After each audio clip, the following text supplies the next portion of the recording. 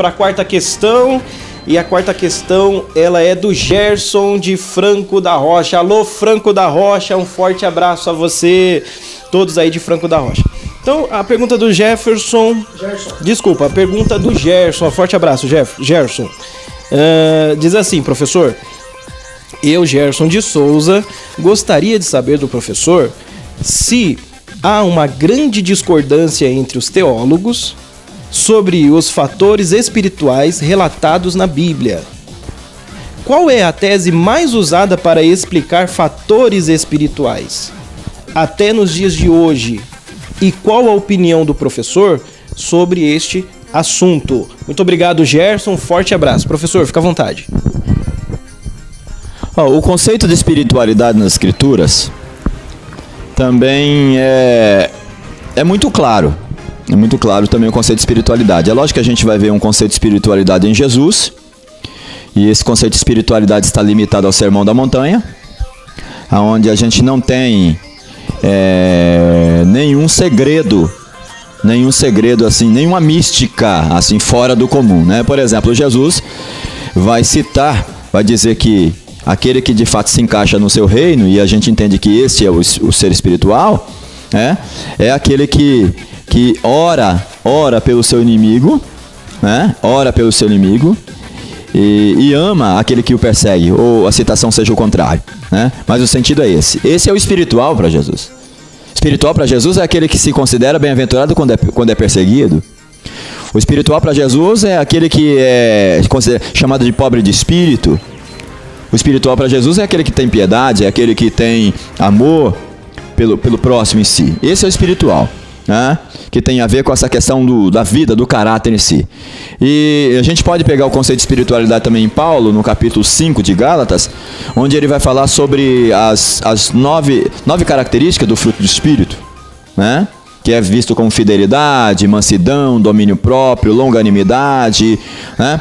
É lógico que se nós fizéssemos uma leitura do conceito de espiritualidade que as igrejas têm hoje, no caso, a maioria deles estão furados. A maioria dos conceitos de espiritualidade que as igrejas colocam hoje são furados, porque as igrejas criam um conceito de espiritualidade relacionado ao que eles acham que seja espiritual ou não. Com base na emoção. Com base na emoção, com base na visão denominacional, com base na teologia local da igreja, especificamente aquela teologia ali denominacional, e fora daquilo que de fato seja a escritura propriamente dita, né? Mas o conceito de espiritualidade na Bíblia não está relacionado especificamente com a mística espiritualizada que as pessoas normalmente vivem hoje na igreja, certo?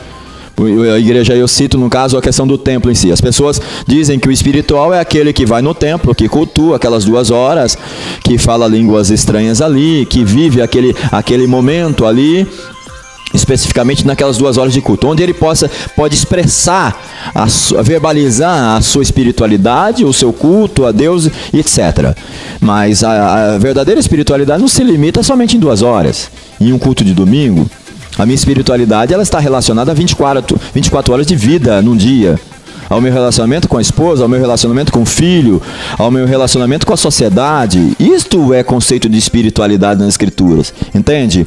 Uma pessoa pode aí, como existe, falar em línguas, ou criar uma determinada língua, ou se manifestar em uma determinada mística, né? Uma determinada mística que ele acha que seja espiritual, e de fato nas Escrituras ele não tem respaldo nenhum em relação a isso. E sobre a divergência dos teólogos, que ele deixa bem claro aqui, se há uma grande discordância entre os teólogos sobre os fatores espirituais. Por exemplo, o teólogo A, ele discorda do teólogo B, porque um defende, como já foi falado de templo, vamos defender essa questão do templo, ou dialogar sobre a questão do templo. Um teólogo defende que não há necessidade do templo, e o outro defende que existe a possibilidade de ir no templo. Porque se são teólogos, se ambos estudaram, por que não consegue conciliar isso na luz da teologia?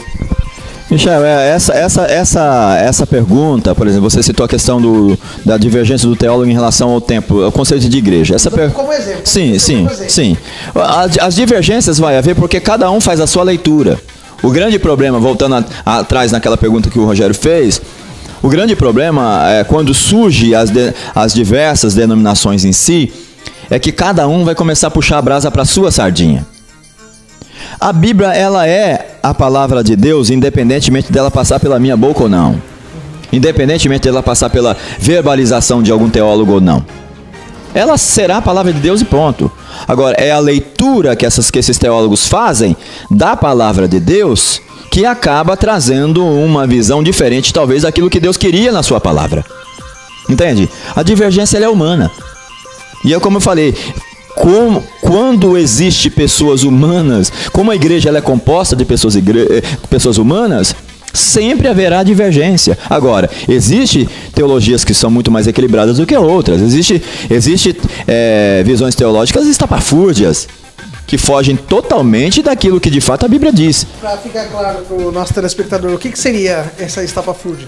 Acho que são exageros. Exageros, por exemplo, nós temos textos nas Escrituras, por exemplo, que Jesus vai citar, por exemplo, em meu nome vocês pisarão em serpentes e escorpiões, beberão, se beberes alguma... igrejas que às vezes provocam isso. Existem hoje igrejas no mundo aí, espalhadas, nos Estados Unidos, que tem, no Texas, onde as pessoas levam serpentes, levam escorpiões, são visões estapafúrdias exageradas, né? Mas existe também interpretações que são mais equilibradas, próximo do que as Escrituras diz, e que de fato dá para aceitar equilibradamente, né? Mas, como eu disse, sempre haverá essas divergências, porque são cabeças. A leitura bíblica passa por cabeças humanas, e cada pessoa, infelizmente, não deixa as Escrituras exalar o que de fato ela quer dizer. Não deixa as Escrituras falar o que de fato ela queira dizer para nós, a partir do que Deus disse, né? Entende? Então, a partir do momento, eu estou fazendo interpretação também. Haverá pessoas que nos ouvem agora no canal Praça Virtual que vão discordar de mim. E isso é comum, porque você é um ser pensante. Você pode talvez ter uma visão equilibrada, muito mais equilibrada do que eu. Os nossos entrevistadores podem ter uma visão diferente, entende? Mas, contanto que essas visões diferentes não sejam visões diferentes naquilo que diz respeito às bases elementares da fé. Entende? Eu creio que Jesus Cristo morreu, ressuscitou ao terceiro dia, e essa é a garantia da minha salvação. Isso é uma condição sine qua non para a salvação. Nenhum teólogo, qualquer teólogo que diverge nesse ponto, ele diverge de um ponto que faz com que todo o Novo Testamento sobreviva. Aí no caso, agora, questões secundárias, terciárias, que tamanho será o templo, você tem que estar no templo para cultuar a Deus ou não, acho que são questões secundárias e terciárias, que as pessoas colocam como visão primária. Eu não posso duvidar da sua fé, não posso duvidar da fé de ninguém que queira estar num local ou não para cultuar a Deus, porque ele sabe o seu motivo. Agora, independentemente disso, ele também não pode me julgar porque eu quero. Porque eu quero estar ali. Entende? E ao mesmo tempo eu não me limito ao templo. Se eu não estiver no templo, eu não serei ouvido. Se eu não estiver no templo, eu não vou orar. Se eu for para o monte, eu serei muito mais ouvido por Deus do que se eu estiver em casa. Eu estou mistificando. Esse é o grande problema. Os exageros é que trazem essas visões erradas na boca de teólogos, de pastores, seja lá quem for. É isso daí. Algo mais a perguntar para o nosso professor? Perfeito.